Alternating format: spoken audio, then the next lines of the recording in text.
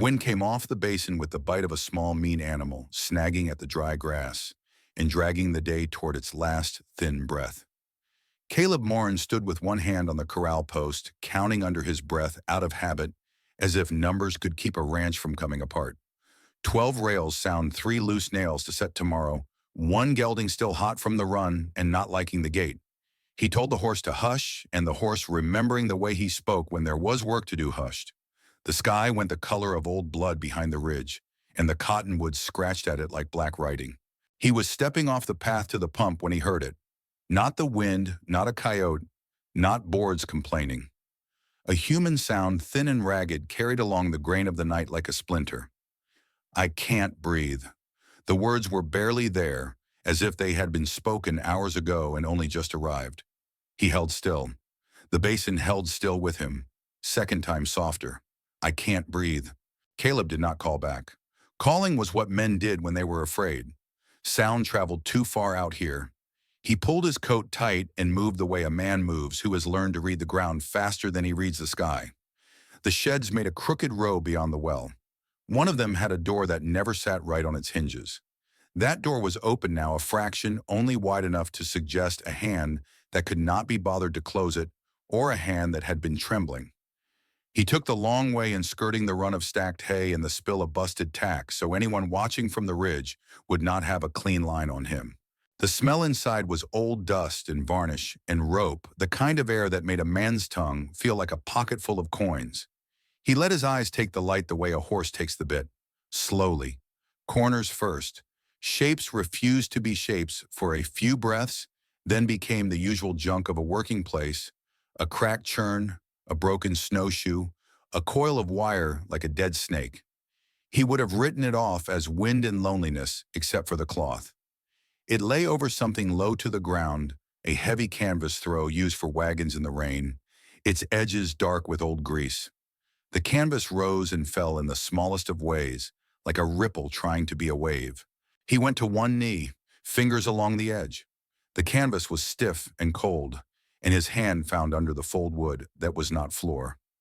A crate, maybe. His knuckles grazed iron, and he thought trap without knowing why.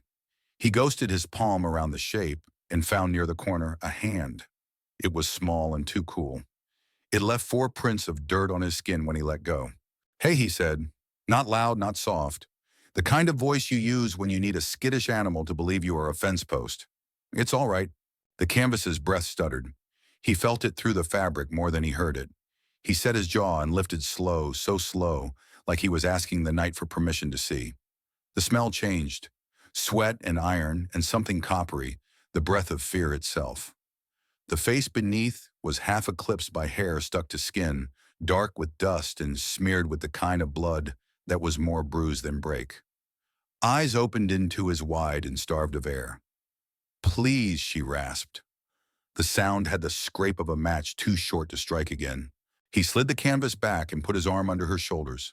The weight was nothing the way a sack of flour is nothing until you have carried it a mile through sand. He did not ask questions there in the shed. Questions waste air. He set his hat on the crate and used both arms. Her head found the hollow above his chest like it had memorized a place it had never been. He felt the flutter of her breath against his shirt. He moved.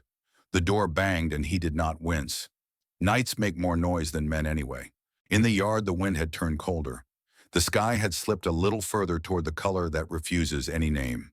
He kept the cabin in his peripheral, watching the sweep of the ridge with the piece of his mind that had learned long ago that the deadliest thing in a country like this is not a gun, but the time you spend looking at the wrong thing. He reached the porch, took the latch with his elbow, went in, and shouldered the door closed with a sound like a tree giving up. The cabin smelled of wood smoke and leather oil and coffee from a pot that had been boiled too hard and forgiven. He set her on the cot that he had built in winter with a mind to his own bad back and his dog who used to sleep beneath it. He thought of the dog for one brief useless beat and then did not think of the dog again. He took the blanket that was thick enough to stand and tucked it around her shoulders. Her breath came easier once the wind was no longer a straight line between her ribs. He lit the lamp and turned the flame down until the shadows were deep but not clever. Her face in that light told him enough to scrape the fat from the bones of the moment. She had been hit or thrown or both. There were marks along her temple shaped like the lip of a ring, the kind men wear when they need the world to remember a fist.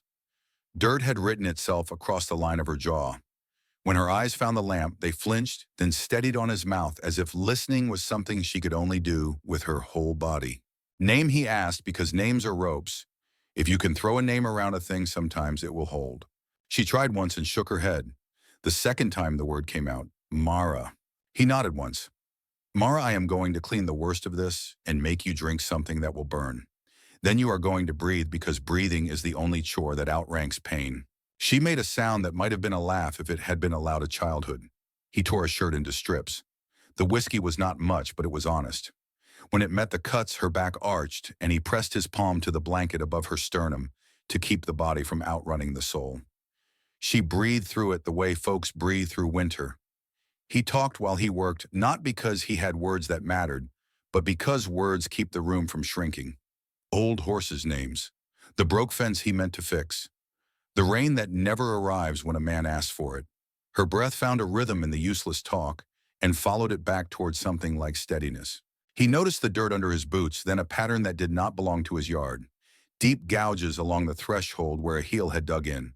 A scrap of cloth caught on the latch, stitched with a symbol that was not from any ranch in 3 counties.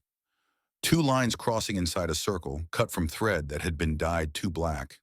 His jaw set. Men who wore marks like that did not do it for beauty. Outside, something shifted. Not the wind.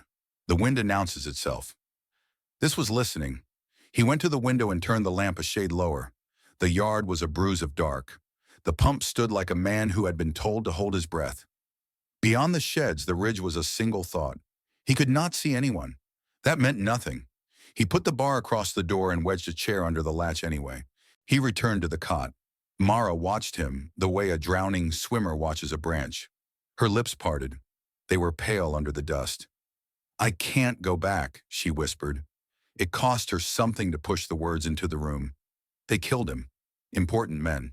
The lantern flame gave a tiny shiver as if the air had tightened around it. He did not ask who. He did not tell her that important men die the same as poor men. He poured a finger of whiskey into a tin cup and touched it to her mouth. She swallowed a little, coughed once and closed her eyes, not in sleep, but in gathering. You came far, he said. Far, she breathed, hunted in every mile. He nodded like he was agreeing with the weather. He set the rifle within easy reach. He slid a knife under the edge of the cot where a hand could find it in the dark, without making the dark any wiser.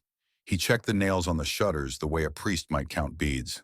The night pressed against the cabin, curious as a cat, patient as a noose. Caleb sat on the floor, back to the wall hat brim, low hands folded loose in his lap, the way a fighter's hands seem lazy until they are not. He listened. He breathed when she struggled to breathe, and he let the room take his breath when it did not want hers. A long time later, or a short time, there was the softest scrape along the outside boards, like 2 fingers making a decision. He did not move. The scrape paused. The scrape slid away. In the quiet that followed, Mara opened her eyes again. They held more night than the window. You don't know what you pulled into your house, she said. He kept his voice flat, the way men speak when fear's already paid for. I know enough. You are here. Whoever put you in the dust is not. Her mouth quirked. That will not last. No, he said, it won't. The lamp hissed once and settled. The wind drew a long breath across the roof. In the stillness under that breath, the ranch felt like an island, and the island felt like a promise a man could not afford to make twice. Caleb looked at the bar across the door, and then at Mara, and then at the rifle. Somewhere in the dark, a horse stamped and turned. The night leaned in as if to listen to the next thing they would say. The first pale hours of night had weight in them, the kind that settles into the bones before a storm. Caleb Morin sat where the wall and the floor met his back, stiff rifle leaning close enough that the wood touched his shoulder. Across the room, Mara shifted under the blanket, breath thin but steadier than it had been in the shed. Her eyes opened sometimes, not in rest, but in fear that sleep might take her somewhere worse than here. Caleb listened. Listening was more than ears out here. It was skin prickling. It was teeth clenching without reason. It was the silence between the gusts. He heard the cabin creak, the fire breathe through a low ember, and beyond it all the scrape again. Not steady, not animal. Too measured, too patient. He rose without a sound, every joint quiet from practice. He gestured for Mara to hold still. Her fingers clutched the blanket white at the knuckles. He went to the window slit, tilted the lantern wick so its glow pulled back into shadow, and let his eyes adjust. The yard was silver gray under a half-hidden moon. The pump, the sheds, the stacked wood, ordinary shapes. But there at the line where the grass met the hard dirt, a darker darkness moved. He knew it for what it was, a man waiting for him to make the wrong noise. Caleb's jaw flexed. He thought about opening the door, firing, first ending it quick. But you don't kill a shadow without knowing how many others lean against it. He pulled the chair tighter under the latch and let the intruder keep his distance. Sometimes making a man wait is the cruelest weapon. Behind him, Mara whispered, "They won't stop." Her voice cracked like a rope too old to bear weight. He turned, studying her in the lamp's dim. "Tell me." Her throat worked before the words came.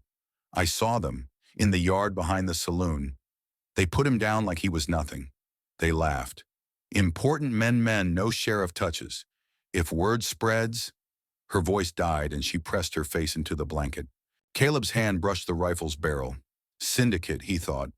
The name had teeth, chewed land, and people both. He had seen the marks once before on the night his brother never came back from town. That memory was ash, but still burned. "You ran," he said flatly. "I ran," she admitted. Her eyes found his. "Now they'll burn anyone who hides me." He held her gaze, reading the truth there, the kind that doesn't hide in corners. Then he looked away, not because he doubted her, but because he believed her too much.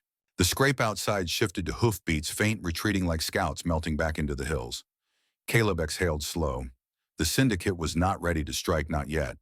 They were measuring him as men measure a fence before they cut it. He checked the shutters, tested each nail. He set a second rifle near the hearth knives at easy reach, water drawn and waiting.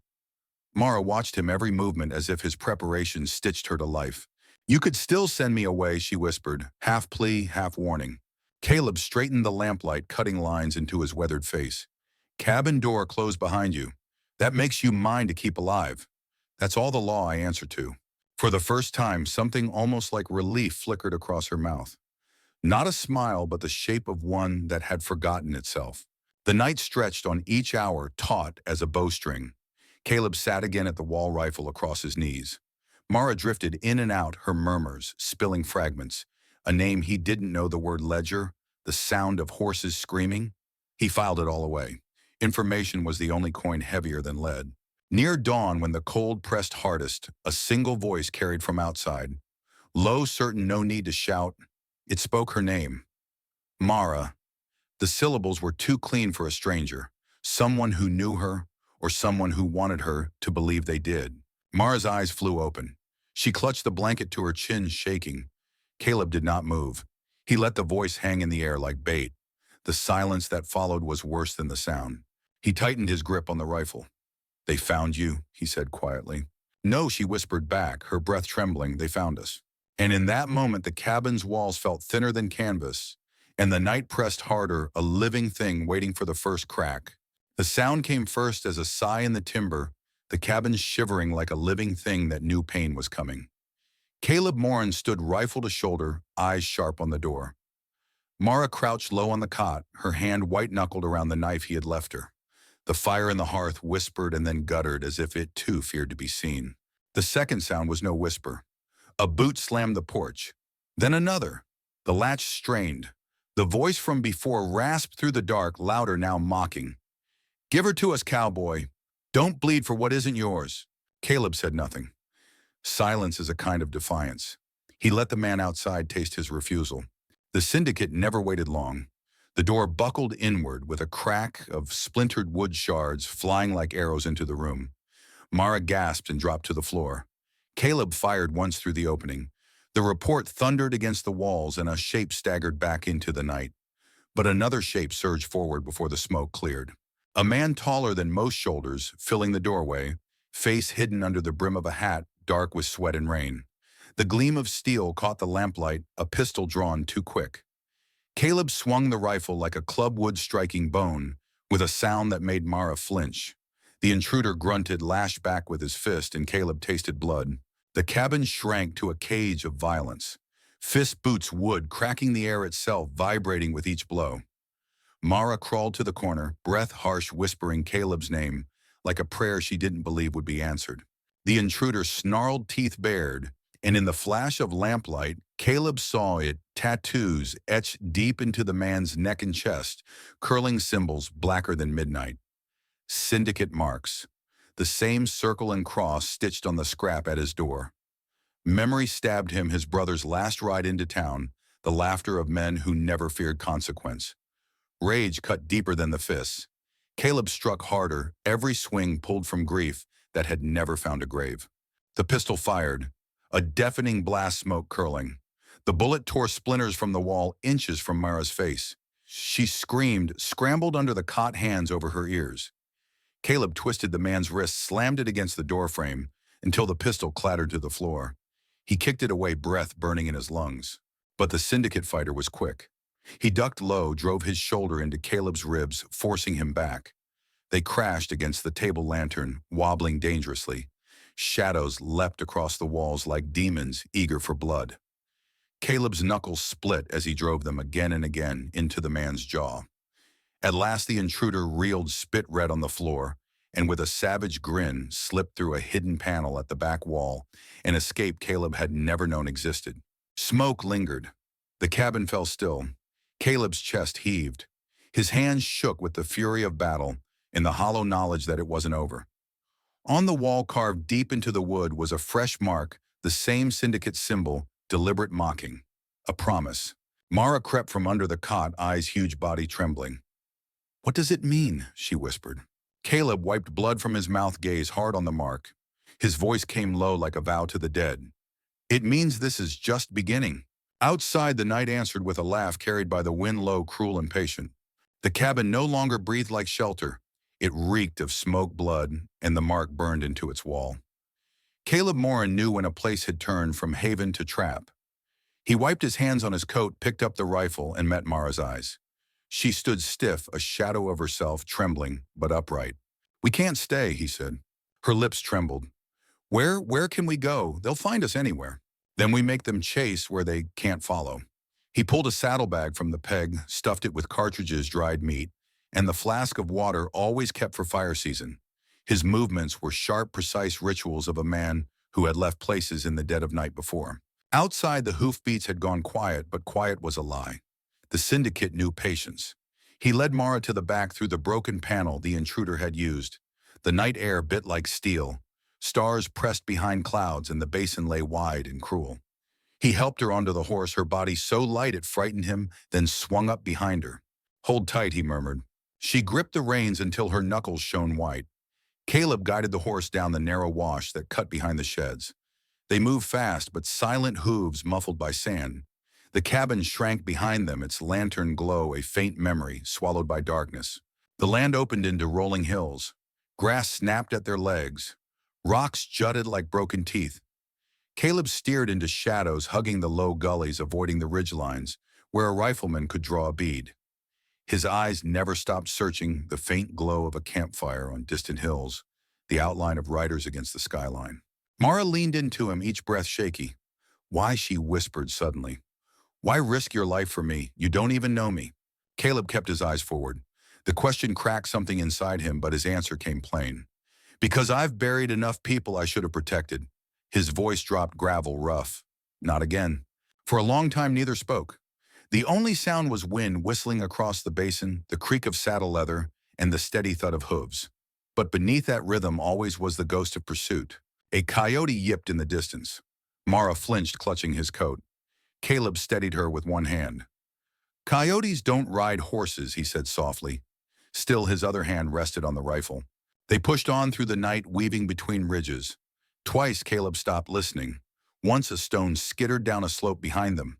Another time, the faint cry of a rider echoed, cut off too quickly. Scouts spreading a net.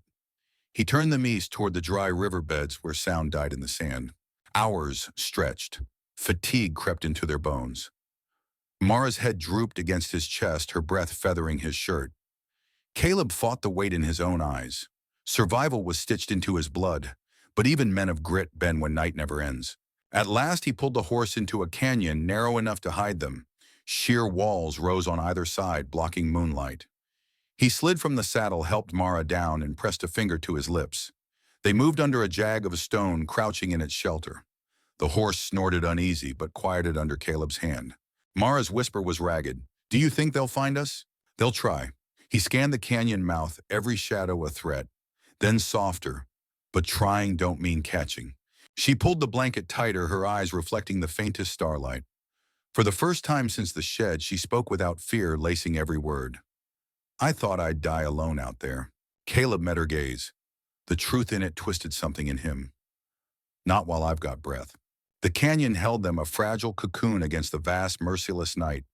But above on the ridge, faint silhouettes shifted, watchers, patient as the dawn.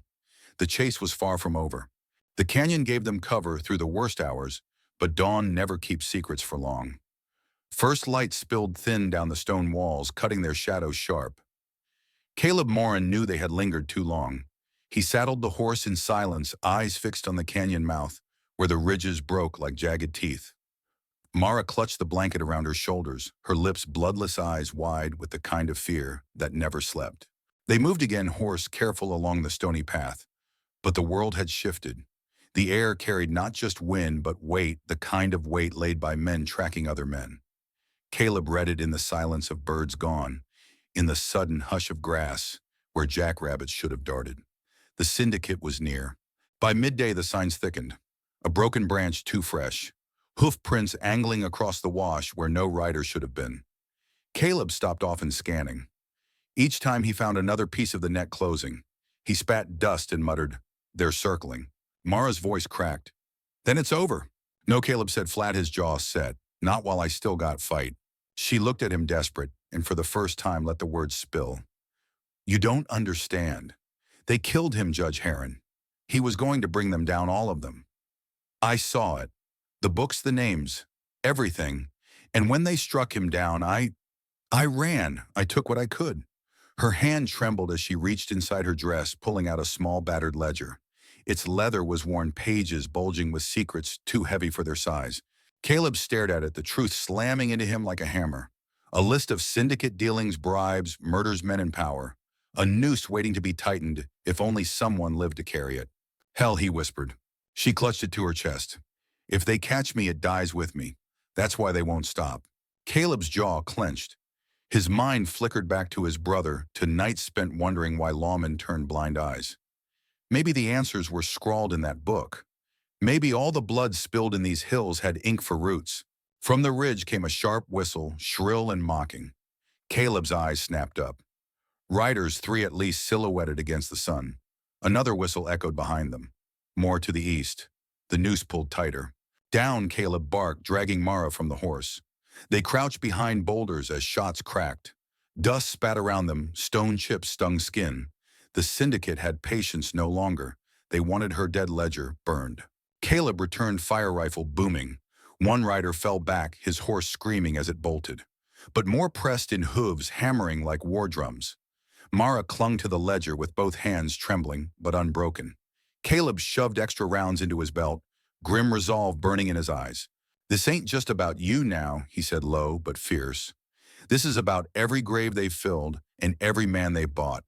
You think I'll let them write another page? Not while I breathe." Mara's lips parted, a tear cutting a clean line down her dirt-streaked face. In that moment, something shifted, fear, turning into a fragile thread of trust. She pressed the ledger into his chest. "Then take it. If I fall, you carry it." Caleb took. It felt the weight of more than paper, and tucked it safe inside his coat. Above them, the riders closed in shadows, long against the canyon walls. The Syndicate's circle was tightening, but Caleb's eyes burned with the fire of a man who had lost too much to run anymore. The fight was coming, and he would not bend. The canyon exploded with sound. Rifles cracked from the ridges, stone chips raining down like stinging hail. Caleb Morin shoved Mara flat against the boulder, covering her with his own frame, as splinters of rock sang past his ears. The horse screamed and bolted down the wash, its hooves striking sparks, but Caleb didn't curse the loss. Better the beast run than die tethered. He rolled to his knees, sighted high, and fired. One rider slumped, falling from the saddle like a broken scarecrow. The man's partners howled, not in grief but in fury, their voices carrying down the stone like a hymn of violence. Mara clutched the ledger to her chest, her body trembling, but her eyes wide and alive. She whispered, "They'll kill you for this. They'll kill us both." Caleb reloaded, jaw hard. They'll try. The Syndicate came fast now, reckless with numbers. Dust rose, choking the canyon mouth as hooves thundered nearer. Caleb dragged Mara deeper into the rocks, setting her behind a jag of stone. He shoved a revolver into her hands, its grip worn smooth. If they breach, you point and pull. Don't think. She stared at it, shaking. I've never. First time for everything. He cut an eyes already on the shadows above. Fear don't matter. Breathing does. The first Syndicate man hit the canyon floor with a roar, firing wild. Caleb answered with a clean shot. The man fell, horse careening.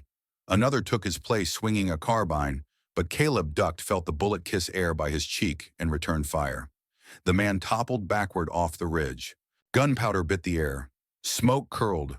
The canyon became a furnace of echo and death. Mara huddled low, the revolver clutched to her chest until movement in the corner of her eye dragged her up. A man had slipped through the rocks, blade flashing, face twisted. She screamed, lifted the revolver, and pulled. The shot cracked louder in her ears than thunder. The Syndicate man staggered, cursed, and dropped blood painting the sand. Caleb spun at the sound, saw her standing, revolver smoking, eyes wide with horror at what she had done. But he only nodded once. You're alive. That's all it means. The Syndicate did not break. More poured in like a tide against stone. Caleb fought with everything carved into his bones, rifle fists, knife flashing when bullets ran low. He took a slash across his shoulder, blood wetting his shirt, but he did not falter. Every blow carried the weight of ghosts the brother lost, the graves unmarked, the endless silence of injustice. Mara fired again, then again, until the revolver clicked empty.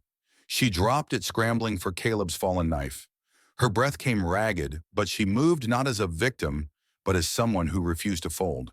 At last a whistle shrieked sharp. The remaining Syndicate men pulled back, dragging their wounded. Their leader, a broad figure cloaked in black, lingered on the ridge. He raised a hand, and in the rising sun, Caleb saw the brand carved into his chest, the same circle and cross, but larger, crueler.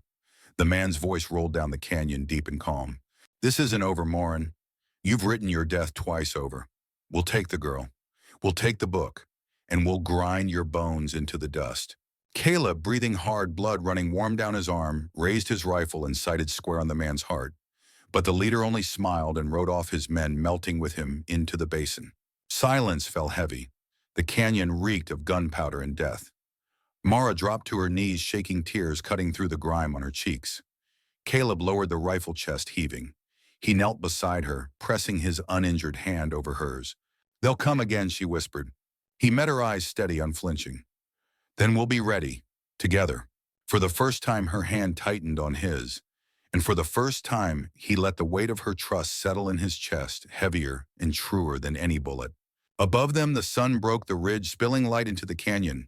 It lit the blood, the smoke, the broken bodies, but also the two of them, survivors who had stared into the Syndicate's darkness and had not bowed. The sun climbed slow, painting the basin in bruised colors, orange against gray light bleeding into shadow. Caleb Morin tightened the strip of cloth around his shoulder, wincing as the knot pulled blood from the wound. Mara knelt beside him, her fingers clumsy, but determined, eyes red from smoke and tears. She whispered, "You should rest." "Rest is for men not hunted," Caleb said, voice flat but steady. He pushed himself to his feet, rifle slung across his back. The canyon floor was littered with spent shells, bodies, and silence. He scanned the ridges once more, but the Syndicate had melted into the land, leaving only their threat carved in memory. Mara clutched the ledger, the leather cover darkened from her grip. She looked small, almost swallowed by the vastness around them, yet the set of her jaw had changed. Fear was still there, but beside it stood something harder: resolve. "They won't stop," she said. No, Caleb agreed. He pulled the brim of his hat low. "But neither will we." They retrieved the horse from where it had wandered, trembling but alive. Caleb lifted Mara into the saddle, then mounted behind her, one arm secure around her waist. The other hand held the reins loose, guiding the animal toward the far ridge where the world opened wide. The land stretched, endless rolling hills, jagged rocks, the shimmer of heat already rising. In the distance, rooftops of a town lifted against the horizon, dust curling like smoke above it. A place where lawmen still carried badges, though Caleb knew some badges bent to the Syndicate's coin. Still, it was shelter, a chance at allies, a place where the ledger's truth might find ears willing to hear. Hoofbeats echoed behind them, faint but certain. Not pursuit, not yet, but a reminder. The Syndicate's shadow had not lifted. It only trailed patient, waiting for the right moment. Mara turned her head slightly, her hair brushing Caleb's chin. "Do you think we'll make it?" He didn't answer at first. His eyes scanned the horizon, every movement instinct, every thought sharpened by years of surviving places where men bled faster than they spoke. Finally, he said, "We made it through the night. That's more than most. We'll keep making it 1 mile at a time." Her lips trembled, but she leaned back against him, a small gesture of trust, fragile yet undeniable. As they rode, the town grew clearer, its church spire catching dawn's first true gold. Somewhere inside Caleb's chest, something long dead stirred hope, faint but stubborn. But it was wrapped in steel. He knew the Syndicate would not forgive, would not forget. The mark carved into his cabin wall was more than a threat. It was a vow. He looked down at Mara, the ledger clutched tight to her heart, and then out at the horizon where the world seemed both endless and cornered. His voice came low, steady as stone. "Whatever comes, we face it together. You're not alone anymore." Mara's hand slid over his, gripping tight. She didn't speak. She didn't need to. Behind them, the wind carried a faint echo, a rider's laugh mocking promising return. But before them, the dawn spread wide, raw, and golden. And for that one stretch of road, with hooves striking the earth and the weight of survival binding them close, Caleb Morin and Mara rode not as prey, but as people still breathing, still fighting, still free. The chase was not over, but the day was theirs.